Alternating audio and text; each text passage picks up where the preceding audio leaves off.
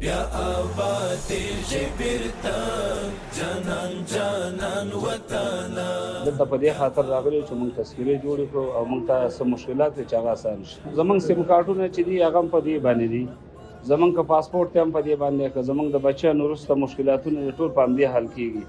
موږ ته مخکې زړې تذکرې چې وي مشکلاتونه ډېر وو، په یو نوم باندې به دوه تذکرې وي، په یو نوم به 3 تذکرې وي، هغه مشکلاتونه ختم شو. دومره ضرورت لرو موږ تاسو الکترونیکي تذکرې ته، تر څو چې الکترونیکي تذکره ونه لرو موږ تاسو سیم کارتونه نشو اخیستلی.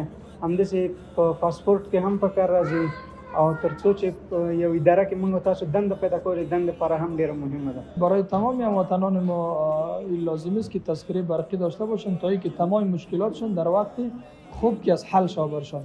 فرضاً پاسپورت میگیره بدون تذکره الکترونیکی برات پاسپورت نمیده. اگر تذکره برقی وقتر پیشید باشه میتونی به طریقه آسان پاسپورت هم بگیری، دیگه مشکلات هم که از حل بکنید. تذکره خو په اصل کې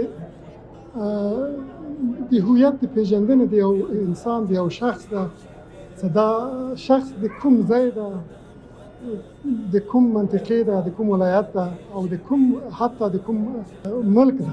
ضروري خبره ده چې هر فرد باید تذکره ولري د پیژندنې په خاطر. جانان جانان وطنا